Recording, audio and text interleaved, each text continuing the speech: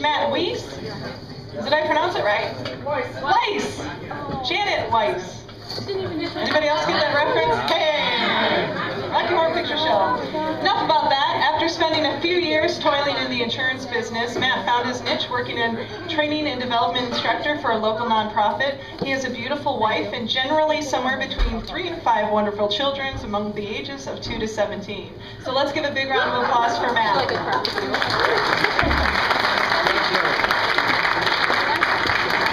It's great. Usually when I post on Facebook, it's about how my nipples bleed if I run for more than an hour at the gym.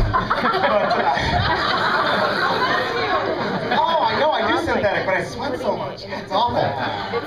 So I want to talk to you about foster care. And usually when I start a conversation like that, people say, "Oh, you're a foster parent. Oh my gosh, that's so great. You're so awesome." And yeah, I am awesome, but I'm really not that different.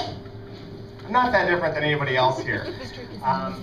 Pretty typical upbringing. You know, I wanted to do foster care because I'd worked with a lot of kids in the past who went through the system and I didn't think needed to be there. So that's kind of how I got involved in that.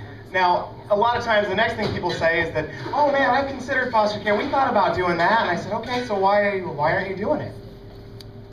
They say, "Oh, well, I don't know. I wanted to wait until the kids were out of the house, or I wanted to wait until I got married, or I wanted to wait until this, or I wanted to wait until that," and then it never happens.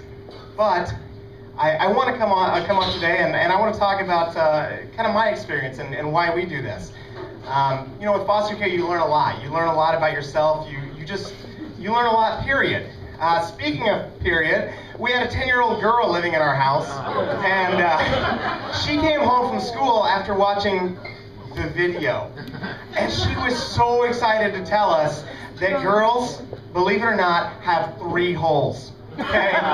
There's one for the period, one for the business, and one for peeing. And she told us this with such enthusiasm that I knew that we made the right choice to be foster parents. So, you know, the things that hold people back, you know, that's what I want to address. You know, people say, "Oh, I want to wait until I buy a house, or I want to wait until I get married," and the thing is, you don't have to wait for those things. You can live in an apartment and be a foster parent. You can be straight married, you can be gay married, you can be single, you can be cohabiting, you can do whatever it is that you do, as long as you're able to provide a loving and stable home for a kid that needs one. You know, and that's what's important. Now,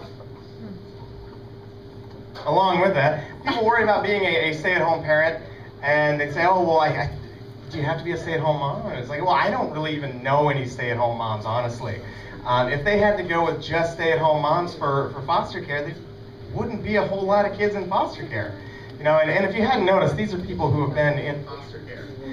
Believe it or not, Superman actually spent some time at an orphanage. If you follow this up, it's true. Look it up. But people say, "Oh, I don't think I could be a foster parent for an infant, or I don't think I could be a foster parent for a." She's on a soap opera. I don't know who it is. But people say I couldn't be a foster parent for a teenager. I couldn't deal with all that sass mouth, and I say, you know what? You don't have to. You get to choose. You know, part of being a foster parent is knowing your strengths, knowing what you're good at, knowing what you're not good at. If you want to be a foster parent for only boys between the ages of 4 and 6 with a minority background who live in your school district and are left-handed, you can do that. You're not going to get a lot of phone calls, but the thing is, you can pick the situations that you're comfortable with. You know, if it's not a thing where people just drop off kids at your doorstep. Okay, they call you up, they say, "Hey, what about this? What about this?" And part of being a good foster parent is knowing when to say no. You know, and that's okay. Now, a lot of people worry about commitment. They say, "You know what? I really like going down to the bars, or I like going out and having a good time. I like going and taking trips to Vegas. I like doing this, doing that." And I like those things too, and I still do those things, but I have to plan a little bit better. Okay? They do something called respite care for foster parents. They can have up to 24 days each year of respite care. You know, where the parents can drop off the kids with another foster family who will take care of that child for them while they're gone. It could be that you want to have a date night. It could be that you want to take a trip to Vegas. We're going to Tokyo next month, so I'm pretty excited about that. Hey, thank you. I don't know if that deserves clapping, but I had a lot of frequent flyer miles. But on the flip side, you could also be the respite family. You know, if you don't want to take a full-time placement, you could be a respite family. If you're interested in that, let me know, because I'd love to know a couple more respite families.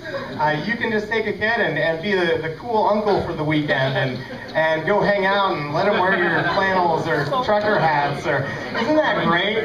You know, Eric LaSalle was also an ER, I think, but you got to let your soul glow. Oh, man. So, but the thing that a lot of people bring up, and a lot of people worry about this, but they always mention it last. They say, well, what about the money? Can you even do that as a young person? And I say, yeah, you can. You're not going to go bankrupt being a foster parent, and you're not going to get rich being a foster parent. I always joke around that if you're in foster care for the money, then you suck at math. Okay? I'm just going to go put that out there. There is help. There is help with, there's a daily rate to help pay for some of the kids' expenses. A lot of times schools have fee waivers. You can get daycare help if both parents work.